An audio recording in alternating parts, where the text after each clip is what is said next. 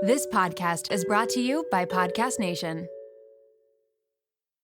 This episode is brought to you by Shopify. Upgrade your business with Shopify, home of the #1 checkout on the planet. Shop Pay boosts conversions up to 50%, meaning fewer carts going abandoned and more sales going cha-ching. So if you're into growing your business, get a commerce platform that's ready to sell wherever your customers are. Visit shopify.com to upgrade your selling today.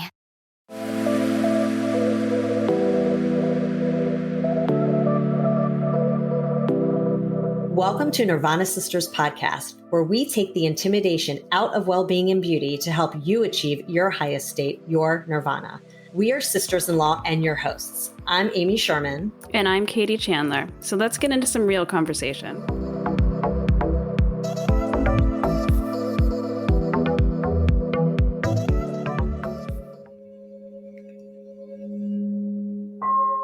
Take a deep inhale through your nose and a full exhale through your mouth.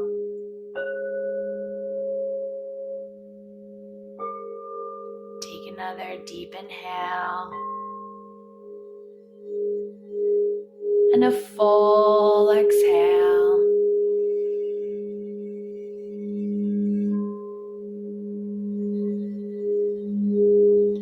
Imagine a beautiful white light washing over your body, relaxing your face, your shoulders, your arms, your heart, your belly, your legs, your feet, and each of your 10 toes.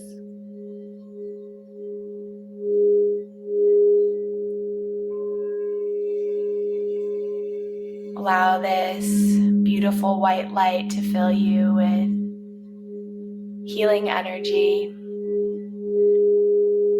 and a sense of peace.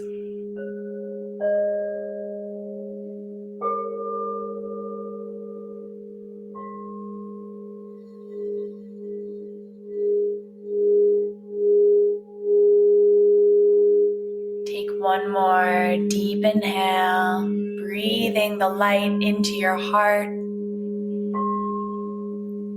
And as you exhale, shine the light out into the world.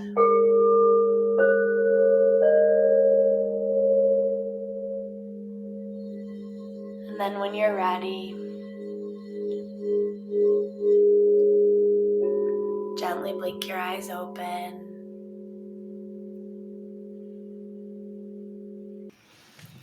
I know, that was so lovely. Amazing. Thank you for sharing that.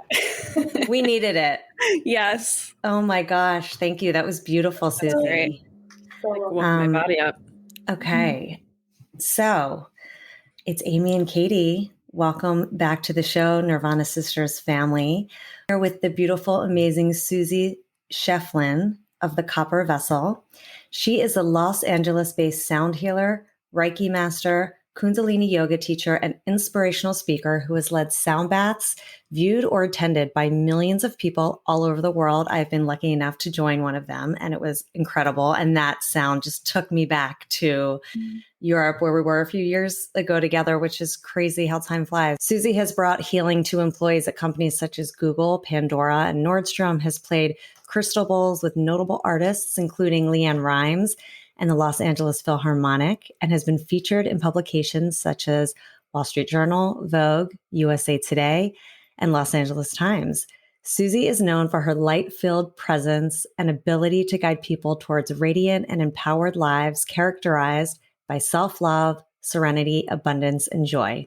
She's the founder of the Sound Healers Academy, an innovative crystal alchemy, sound healing, and spiritual business mentorship training, serves as a self-love advocate for brands, has created custom product lines, and offers deeply restorative crystal alchemy sound bath ceremonies and healing rituals, both in person and online. We follow Susy at The Copper Vessel on Instagram. We encourage you to get on her Instagram ASAP because she has so much amazing content, and she has 1-minute sound baths like you just experienced. She has beautiful content, and it's just so soothing. So welcome to the show, Susy. Thank you so, so much for joining us today. It's so good to see you. Thank you so much, Amy. It's so wonderful to be here with you. Thank you for such a beautiful introduction. Hello, Katie. It's such a joy to be all together. I'm so excited to chat today. And I failed to mention that she's 33 weeks pregnant and glowing and looks just so radiant. And you just got married this week, right? Yes. Oh my God. Congratulations. Amazing. So much wonderful things going on. Thank you so much. It's such an incredible time. So great. Well, Susy, we start out our show doing something we call our weekly Nirvana or Nirvana of the week. And it's just something this week, big or small, that brought us joy, brought us a little smile, just, let us kind of be happy for that moment. So I'm going to send it over to Katie to have her give us her Nirvana of the week. Sure. Thanks, Amy. Well, Susy, thank you for being here. It's such a pleasure to meet you. You're radiating. Your energy is definitely like kicking through to us, and I love it. So I don't know. I have so many Nirvanas. I don't know what to choose from. Between that sound bath that Susy just provided for us, that was complete Nirvana. And I am on a little weekend romantic getaway with my husband. So we've had a lot of nice moments the past couple of days. But I think the biggest Nirvana for me this week is I finished a transcendental meditation course last week, and I've been starting TM all week. I started it 2 weeks ago, but I'm getting into my daily practice, and it's been really amazing and kind of like life altering in a sense already, which was surprising. It's been really profound. So I've been having a lot of Nirvana there twice a day. Wow. 20 minutes. To hear more about that. Wow. Yeah, it's more it's about amazing. that at some point. Yeah. Amy, what was so yours?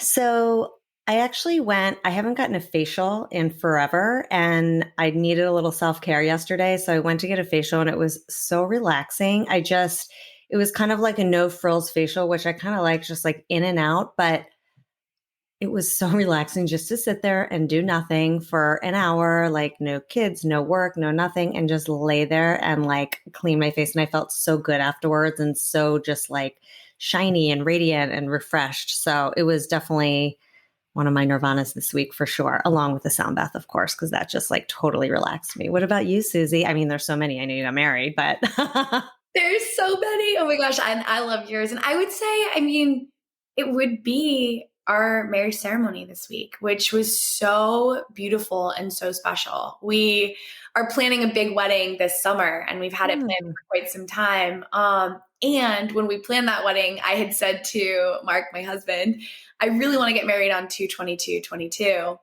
And he said, well, it's a Tuesday. I don't know if everyone's going to be able to make it. So we decided to just do a really beautiful, intimate spiritual ceremony. And it was just the two of us and one of our spiritual teachers. And it was absolute Nirvana. It really was. We dropped into a beautiful meditation, and we shared promises with each other. And then we went for a walk on the beach at sunset in Malibu. And it was so perfect. And the wedding that we're going to have this summer is going to be equally as special, but it's going to be really big in a Catholic church and then in a garden with lots and lots of people. And so it felt like the perfect balance to what we have to look forward to and what we're, really spiritually committing to each other as we. So amazing. Congratulations again. Really that sounds so dreamy and perfect and beautiful. And I love that it was on 2/22/22. I mean, that's so special. You'll always have that. That's great. And then it sounds like this summer, your wedding will be amazing too. How fun. You get the best of both worlds. Yeah. So definitely a week of Nirvana. Amazing. So awesome. So let's get into some quick fire questions so our listeners can get to know you. So give us a quick intro, like to you, to what you do, what sound healing is, and all of the things.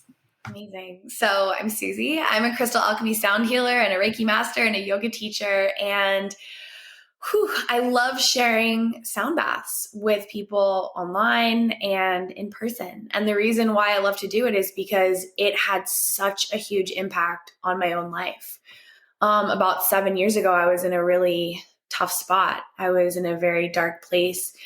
And sound healing really helped me to reconnect with light and peace. And one of the first meditation practices that I began to connect with, actually, Katie, was TM, Transcendental Meditation, which is such an amazing practice. And my mind is so wild that sometimes just having my mantra wasn't enough. And when I went to a sound bath, it really opened me up to this new sense of peace. And so as I attended sound baths and began to really feel the light come back into my eyes after being in such a place of darkness and anxiety and having panic attacks sometimes every day, my life transformed. And so I felt called to learn it and begin sharing it. And from there, shared it with millions of people all around the world. And now I teach other people how to share it as well, because I find that, as we heal ourselves, so often we feel this deep calling to help bring that healing to others. So it feels really great to be in the space of both sharing and teaching and empowering other teachers and healers to share their unique gifts too. That's so fantastic. Awesome. And the first time I ever experienced it was at one of your sound baths, and it was incredible. I had never really heard about it before, and I did it, and it was so transformative. It's such an incredible experience. So for our listeners who may not know what a sound bath is, can you kind of talk about like how long it is, why it's beneficial, and sort of like the flow of it so people can understand and do one? Absolutely. So you guys just got to experience a little taste of a sound bath. So you might not be wondering what many people wonder when they hear what a sound bath is for the first time, which is, am I going to get wet? Do I need to take my clothes off? And the answer well, there's almost always no water involved in the sound bath unless you choose to listen to a virtual sound bath in the bathtub, which a lot of people actually do choose to do. But sound baths can be created by a number of different instruments, from crystal bowls to Tibetan singing bowls to gongs to didgeridoos, chimes, and the list goes on. For me, I really love working with crystal alchemy singing bowls, which are bowls. They look almost like bowls or vases. They're very beautiful, and they're made of 99.9% clear quartz crystal. And then the alchemy bowls that I play are colorful because they're infused with the intentions of other crystals and gemstones and precious metals and earth elements. So platinum or rose quartz and crystal is not just a woo-woo thing. I know that crystals have started to become pretty mainstream, but crystals actually, they hold energy and information. They help to conduct that energy. And so when we're working with crystal singing bowls, they're conducting and holding healing intentions and energy. So when I play the bowls, each of them has their own note, and the notes correspond with our chakras, which is our energy centers. So the sounds resonate with our body, and they also entrain with our brain waves, helping to shift our brain waves into brainwave states associated with deep states of rest and relaxation and meditation and healing. So if you're like me, like what I was talking about, my mind is so busy and I have a lot of energy. It's always going. The sound can help to sort of bypass that and shift your brainwaves into the calmer brainwave state. So sound baths range in length from 1 minute. I mean, something's better than nothing. Even if you do a 30-second sound bath, take a few deep breaths, it's amazing. But they also can go on for, 30 minutes. I would say mine are typically 30 to 45 minutes. Sometimes you'll have a sound bath that's 60 minutes or 90 minutes, and that can be really deep and really profound. And essentially what you do is you lie down and you listen. My sound baths usually include some form of guidance because for me, my mind needs that. I find that a lot of people, if they just lie down, they're like, okay, now I'm just listening to sounds and that's great, you relax. But the guidance can help you to go even deeper. So you listen to the guidance, and then at a certain point, that guidance, that talking will stop, and you'll be so relaxed that you can feel like you're floating, or in a safe way, feel like you're out of your body, almost like you're in this dreamlike state. And it's incredible. People, experience an hour-long sound bath and they'll say, that felt like 5 minutes. So it's a really wonderful way to get deep rest very efficiently and very effectively, because when we get into those brainwave states, theta and the delta brainwave states, research suggests it can have the same benefits of 8 hours of deep sleep just being in a sound bath for 1 hour. Yeah. Wow. That's amazing. That's similar to TM. Yeah. Yeah. Wow. Are the bowls that are behind you, are those bowls that you use?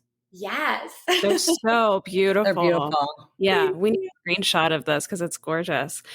Susy, what is the origin of sound baths? Does it, because I did Kundalini yoga one time, and at the end of it, there was a sound bath and she used gongs and multiple things. Is it related to Kundalini yoga?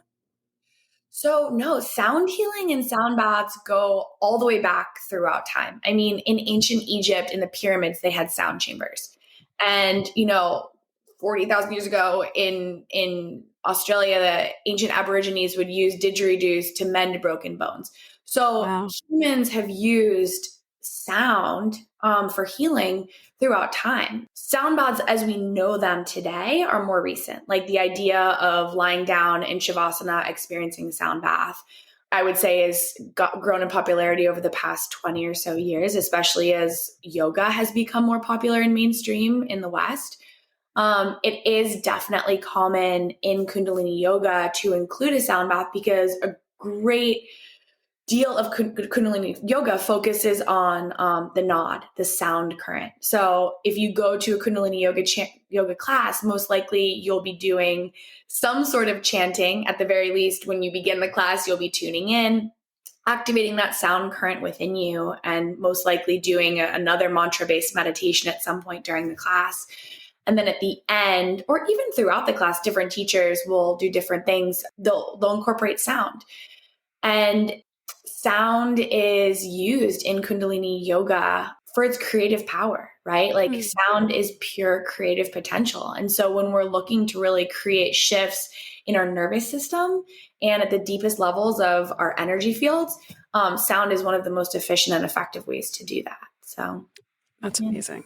Yeah, I actually noticed just from doing like the couple minutes just now, my body completely felt different before and after. Like I was kind of stressed. And then I listened to that. And then I noticed I started talking slower. I was more relaxed. Usually I talk super fast. And if I'm doing an intro, I'm like, da, da, da, da, and I felt really centered doing it. So thank you. But tell us about, you mentioned how 7 years ago you went through a really tough time with anxiety, et cetera, et cetera. Like, how did you discover this practice when you were in that state? Like, how did you find it, I guess I would say?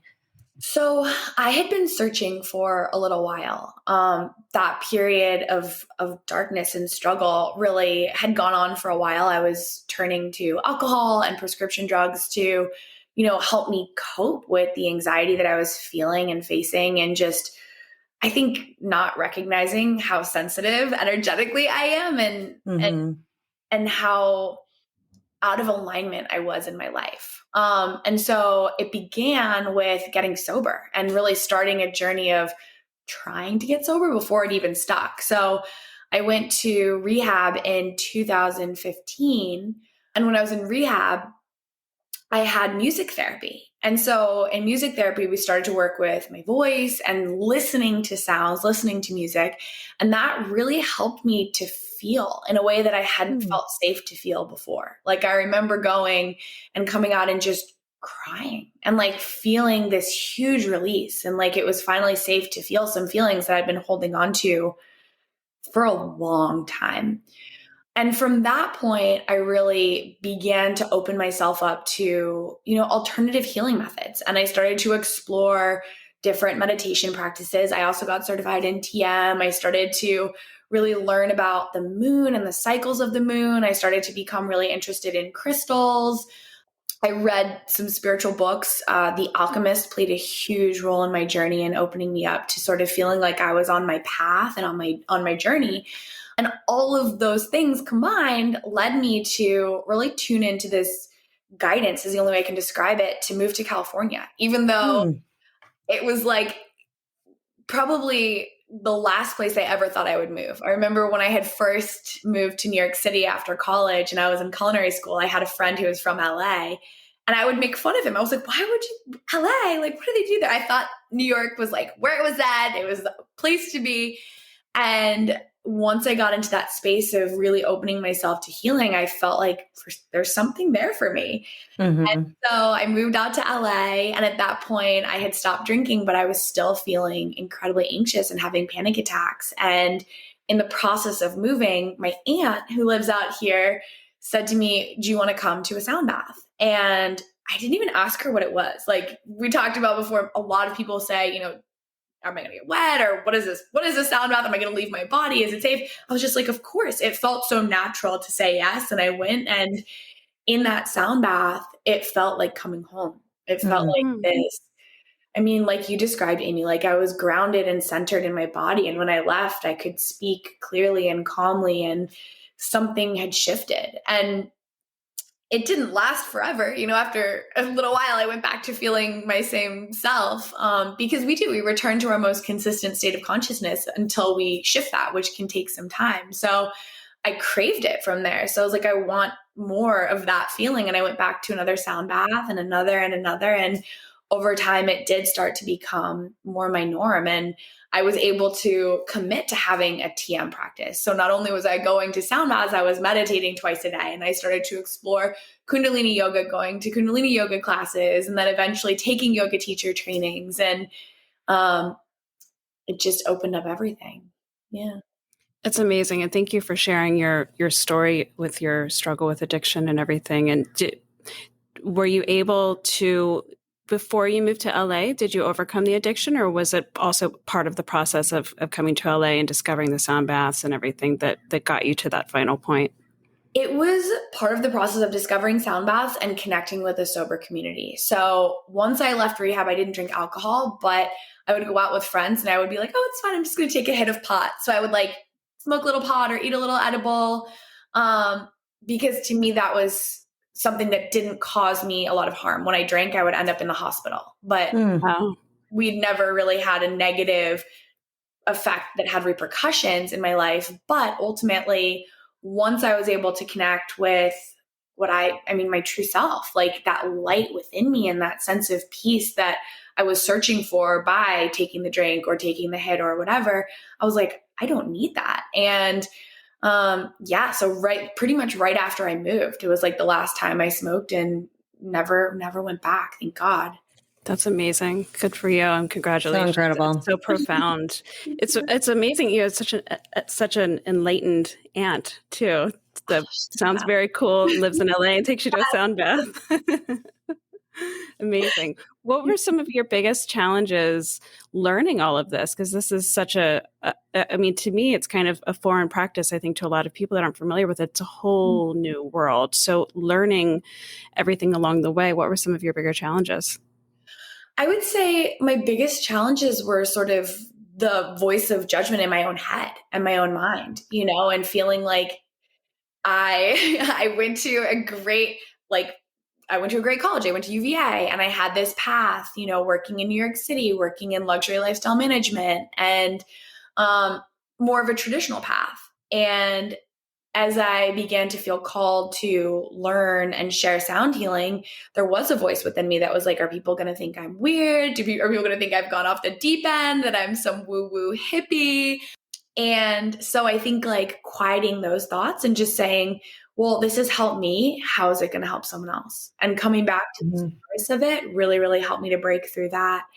I grew up on the East Coast, where it's, compared to LA, relatively unknown. It's definitely growing more and more throughout the country and throughout the world. But I think like that fear of judgment, and then also like, who am I? Who am I to share this? Right? Because I don't think there's ever a point in our journey where we're totally healed and we feel like, oh, I've got this, I've mastered this. Like, it's just the nature of human life, I think, and the gift of it, that if we're open, we'll continue to heal, we'll continue to learn, we'll continue to grow. And so that sort of fear of being found out, like feeling like a fraud, like who am I to get to share this? Am I really going to be able to help people? Those thoughts were what would come up and hold me back. And every time they did, I would just be like, no, this helped me. If it helps one other person, that's what matters. Like if it means that somebody else doesn't have a panic attack or doesn't consider taking their own life, as I had those thoughts in my own, you know what I mean? Like if someone finds peace because of this, then what does it matter if I feel like I'm ready or not, quote unquote, just for sure. sharing it. Yeah. It's like that imposter syndrome kind of thing. Like, I feel like Amy and I went through it too when we were first starting the podcast. Like, why will people want to listen to us? And why would people want to come and be on our show? But it's the whole thing. If you just think about like passing it along and it helping even just one person, it's enough of a motivator. So yeah, that's amazing. Yeah. So speaking of growing and talking about your personal story, I know one of the big things I think a few years ago you came out about was your alopecia story. And I think it was like maybe right after I met you. And I remember reading afterwards and being so proud of you for just letting it go and being real and like just embracing it. And so can you tell everyone sort of that journey and your history and just the whole story around it? Because I think it's fascinating and beautiful. Absolutely. Yeah. And it's cool. I think you and I met pretty recently after I had shaved my head and stopped wearing a wig. Mm-hmm. So it's been an incredible journey that from where I'm sitting now, I deeply feel has been my greatest gift and my greatest teacher, you know? But for most of my life, I did not feel that way. You know, what happened is when I was about 7, I started to experience alopecia areata, which is essentially unexplained hair loss. It's your immune system, your autoimmune system is attacking your hair follicles. And so as a little girl, I started to experience bald spots. And they were small enough that you probably couldn't tell, but I knew. And I felt this great sense of fear that, you know, someone would see it and figure out that I was losing my hair and think something was wrong with me or call me a freak or, you know, I felt unlovable, really. I felt like there was something wrong with me. And I have 3 sisters and we were known as the 4 blonde Schieffelin girls. Like that was like a part of our identity. And so the fact that, you know, I had this secret that I didn't want anyone to find out about, it was really deeply painful. And so, yeah, I continued to lose my hair I still do today. I have bald spots. I still experience it. I began this journey of trying to figure out like what was wrong with me. And so my mom took me to all sorts of doctors, you know, dermatologists, all the way to Reiki healers, all the way to Ayurvedic practitioners and so on and so forth. And it was this quest. And I would take all sorts of supplements and I would not eat this and I would take this vitamin or take these homeopathic pills and nothing really worked. I would get cortisone injections in my scalp every month from the dermatologist. And sometimes I had so many bald spots that it would be like 100 shots in my head. Oh gosh. Yeah, it was crazy. And it would go back. But the thing is, it would fall out again. So like just as quickly as it would start to grow, it would fall out. And so it was kind of like playing whack-a-mole. And then as I'm trying to figure out, you know, how to stop it from falling out, how to get it to grow back, why is it falling out in the first place, then it's like trying to hide it. So it was this Talk about anxiety, like, oh my gosh. all consuming. Like all I could think about when I was in public was, are people going to notice? You know, and I would spray it with hairspray. And then at certain points, it was so bad that I would wear a wig to cover it up. And to be totally honest, it was exhausting. It was exhausting. Like I had to live with my best friends who knew, like just beyond the extremes that I went to make sure that no one would figure out that I had bald spots. And I think it played a huge role in why I drank a lot of alcohol, you know, because it would turn off those thoughts. I would drink and take pills to the point where like I wasn't worrying anymore. I was just able to be. And, you know, as I let go of alcohol and as I embarked on a journey into sobriety and got sober and began these practices of healing, working with, you know, crystal alchemy, singing bowls, practicing Kundalini yoga, you know, really getting to know myself and be with myself, having a daily meditation practice, I started to feel for the first time internally, what if there's nothing wrong with you? Like in doing all those things and in seeking out all those healers, I got my body to a place where I was completely healthy. Like I had nutritionists, acupuncturists, like all my blood work was fine. And so I thought, you know, if I'm perfectly healthy and yet my hair is still falling out, maybe I'm just not supposed to have hair, Mm-hmm. And maybe this is a gift that's come into my life to give me the opportunity to really find that self-love and self-acceptance no matter what, no matter what I look like on the outside. It's not a reflection of who I am on the inside. And my beauty and my worth comes from within. So I started to feel that. And, it takes time once you start to feel that to really actually believe it. And so I started to speak out about my experience. I started to share about it on social media and tell people, I'm experiencing alopecia. And so many people would reach out to me and say, oh my God, me too. Like, this is my biggest secret. And they would say, I'm wearing a wig too, or I've been experiencing this, or this is brand new. My hair's starting to fall out. I'm freaking out. I have no one to talk to about this. And in speaking out about it, it was really healing. It was like, wow, I'm not alone. And by keeping it such a secret that I'd been hiding for years, I really did feel alone. And the people who knew, my mom and a few friends, like, they couldn't relate in the same way, So I just felt really alone in my experience. And then when I started to share, a lot of healing took place because it was like, wow, I don't have to hide this. And in fact, by being honest, I'm helping other people to feel hope too. And so I got to a point where I was like, okay, this is who I am. This is who I'm meant to be. Like, I had pretty much half a head of hair, which just looks weird. Like, it's not ideal. I mean, to me, if anyone else has half a head of hair and they love that, that's great. But to me, it didn't feel like, I was like, if I'm going to do this, I'm going to do this. So I went to my hairstylist who had been helping me for years to like dye my hair white blonde so you can see the bald spots, and then styling my wigs. And I went to him, I said, will you help me shave it all off? And so we shaved it off. It was a new moon. And I let go of having hair, and now I shave my head every day. And I still have bald spots. I still probably have like half a head of hair if I were to let it grow out, but I don't know if I ever would. Like, even if my hair did grow in fully, I don't know if I would want a full head of hair, because being bald and like accepting this and embracing it has given me such a beautiful point of connection with other people, Yeah. And so much freedom, I would think too. Like, when you probably did it, I don't know, but I would guess you probably felt like free, and you're like, okay. Yeah. How was that first experience when you shaved it for the first time? So at first, it was freeing, and it was also terrifying because I felt so exposed. And I actually continued to wear a wig for like a month and a half. And there would be times where I would like not wear the wig. I remember I went to like an ecstatic dance class and I didn't wear the wig, and I came home and I was like, oh my gosh, that felt so intense, like to let myself be seen in it.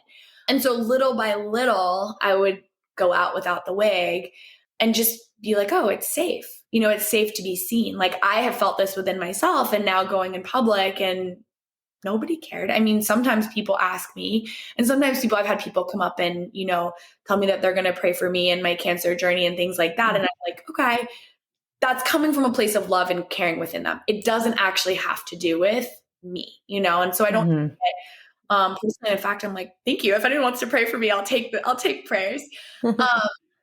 But I don't let it trigger me anymore in the way that it used to. And then I went on a yoga retreat in Costa Rica, and for that whole week, I didn't wear my wig. And when I came back, I felt really grounded in being bald, and haven't worn one since, other than for like a Halloween costume, a pink wig or something. That's amazing. It's funny. It's a beautiful story. From doing this podcast, I've just noticed, Katie, that like, it seems like people's, and this would be the case for you too, Susy, like your biggest like challenge and fear is your greatest gift, right? It's like everything happens for a reason, and it's like you were meant to be this way. And so thank you for sharing that and being so open about it. I think a lot of people will feel really empowered by it because, yeah, you don't know what's going on with people. And if you can help one person, I think that's amazing. So thank you for sharing that. So what is your favorite thing about what you do? You do so many beautiful practices, but like, what's your favorite thing? And kind of tell us what you like to spend the most time doing. Oh my gosh. I love all of it. I really do. And I feel so many different things. But if I had to choose, I would say I really love right now mentoring other teachers and healers, like supporting other people in stepping into their power and really taking ownership of their gifts. Because just as you shared, like our greatest challenges almost always turn out to be our greatest gifts. And, if you're on a path of being a teacher or a healer, it's probably for a reason. The healing has probably touched you in your own personal life. And so it brings me so much joy to support other people and really owning that and embodying it, and then taking it and feeling confident sharing it and creating a business doing it. So a lot of the work that I do recently is training sound healers and supporting them in building businesses with it, because what I see is a lot of teachers and healers have blocks around money, and no one teaches you how to be an entrepreneur, and you feel called and you're healing and you feel healed and you want to share it. But then you're like, but how do I support myself doing this? And so it inspires me so much to help teach people how to build a business and like how to create a life where you're not only talking the talk and sharing, but like you're walking the walk and you're embodying it in all areas. And you don't have to show up to a day job and feel like you're putting on a suit and pretending you're someone else. And then at nighttime, you can take that suit off and feel comfortable in your own skin. Like for me, the equivalent of like putting a wig on and then taking it off, Like, how can we all take our wigs off and show up in our life with our friends, our family, our clients, all areas truly as who we are, and share the gifts we came here to share. So I love working with people one-on-one, and I have a group mentorship and a sound healing training where that's really a lot of what we focus on, is that embodiment of our gifts. That's so cool. You're teaching people to use this practice to heal. And then you're also teaching people how to be successful entrepreneurs. I mean, that's amazing. It's really inspiring. We need to talk to you offline about successful entrepreneurship. So do you have some retreats coming up? We would love to hear about them. Do you do retreats often? So I do retreats often. Right now, I'm preparing for maternity leave. So I will be taking a little mini retreat. And then I have a retreat in Mount Shasta in September, which is for the women who are currently in my business mentorship. So that's a retreat that I offer them once a year. And then looking at dates for a Hawaii retreat, which was supposed to take place in January, but was pushed back due to Omicron. So a COVID rescheduling. So stay tuned if anyone's out there and wants to come on retreat. In probably early October, I'll be leading a retreat on Maui, and it's going to be really, really beautiful. Yeah. That sounds incredible. Yeah.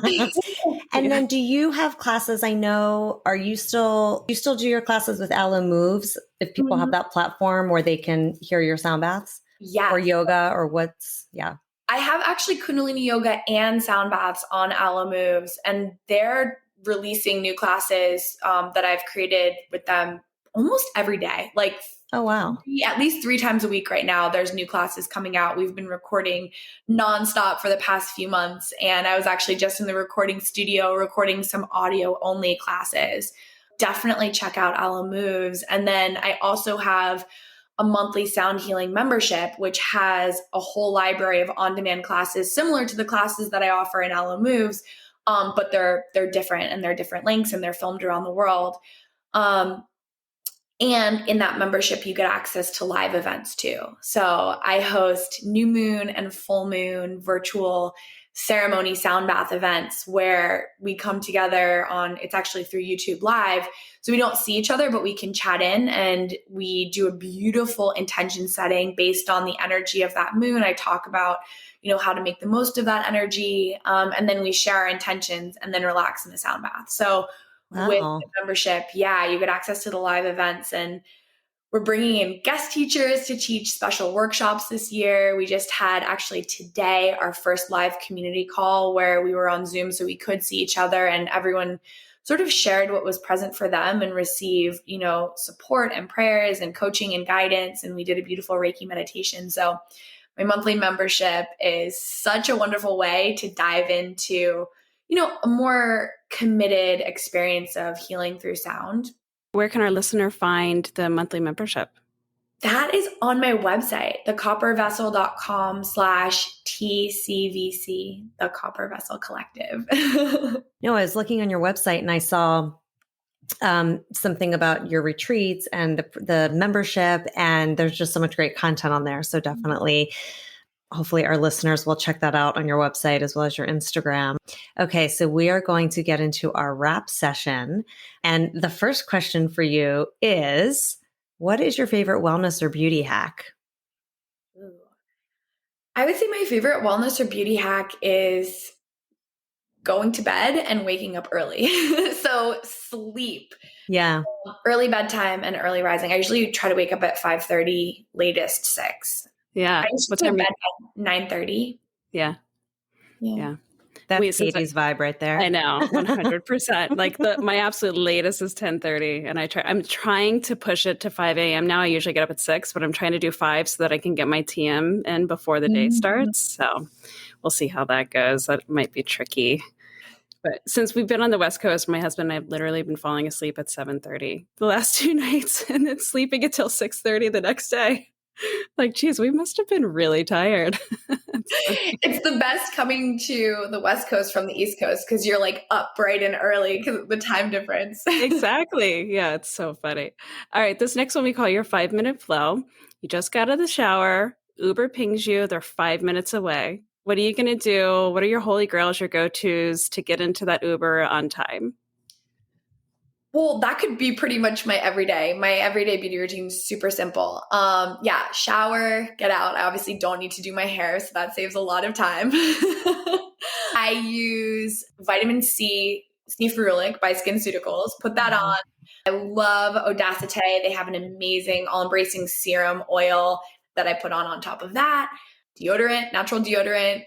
I usually will do gua sha for a few minutes just to flush out, the lymph in my face, reduce any puffiness and bloating, which right now is at an all-time high being this pregnant. I'm like, oh my gosh, I feel like a pregnant chipmunk. You guys, I'm sure you'll see when you check her out, but she has the most gorgeous skin beautiful. Ever. I've seen her in person and her skin is flawless and gorgeous. Thank you. Yeah, and then I put belly oil on my pregnant belly and put on a sweatsuit or a cute, comfy aloe yoga outfit. I'm almost always wearing aloe. And then I would make a cup of hot water and lemon to start my day and really start moving my metabolism and be in the car. I don't even think I need 5 minutes. Easy. Wow. Nice. Yeah, that's fabulous. Nice. You look that great. And then how do you maintain your daily nirvana? Ooh, morning meditation. If I wasn't running into an Uber, and if I got in the Uber, I would still do it, is through a daily meditation practice, like no matter what. Starting my day with at least 11 minutes, if not 20, if I'm doing a TM practice, although I'm not really committed to a TM practice right now. I'm doing more of a Kundalini based morning practice. So I'll do a chanting meditation. And then I'm doing my 2nd year in a row of studying A Course in Miracles. So I read the daily lesson for that and I meditate silently on that lesson. And then I say some prayers and really turn my day over to the universe. I'm like, I don't need to figure anything out. I don't need to be the one to control it. Just let me be of service. Let me lead from love. And that gives me a lot of peace. The prayer component of my morning practice, takes. I love that. Yeah, I love the idea of turning the day over to the universe. That's really beautiful. It seems like it would just relieve one of so much pressure and stress, right? Yeah, that's really beautiful. This is such a random thing, but like I'm watching you and I'm like, okay, you're having a baby, very soon. And I'm just so excited for you to have a baby, but I'm so excited for the baby to have you because you're going to be such a good, beautiful mom because of like all the things you said, but just your whole energy is like, that baby's just really lucky is all I have to say, because I feel like that baby's going to be born into the world with so much love and so much like balance and calmness. And I'm really looking forward to seeing the baby and all of that journey. It's going to be so beautiful for you. You're going to make me cry. I just felt compelled to say that as you were talking and I was looking at you, and That's just going to be so special. So you're due, you're 33 weeks. So you're due like in a month, right? April, yeah. That's great. So you'll have a spring exciting. baby, which is nice. Yeah. That's so we'll great. see. We'll see if he's going to be an Aries or a Taurus. Oh, you're having a boy. Yeah. Aw. Yay. I was going to ask you, I wasn't sure if you knew. I have 2 boys. So I'm a big boy fan and boy mom, and Katie has 2 girls. So I'm going to need to reach out to you for your boy mom tips because I know nothing about little boys being one of 4 girls. Yeah, they're the best. They are. Amy's got lots of good tips. Yeah, lots her of boys good tips. they're great. They're great. Well, Susy, we usually wrap the show with a closing mantra. I don't know if you have. We know that you share these beautiful mantras all the time on your Instagram feed. Do you have a mantra you'd like to share? If not, we have one. I would say the mantra I would love to share is, I am whole. You just gave me chills. I know. That's beautiful. Yeah. Thank you so much, Susy. This was invigorating, empowering, like just so beautiful. Such a great way to like end the week. And we really appreciate you being on, and we're just really excited for you and your journey, and we'll continue to be fans and cheer you along, and hopefully you'll come back. You're welcome to come back anytime and chat with us. And we'd love to have you back to talk more. There's just so much to all the sound healing that you do. And for our listeners, definitely check Susy's Instagram, her website, and try a sound bath because it is very transformative. So thank you so much.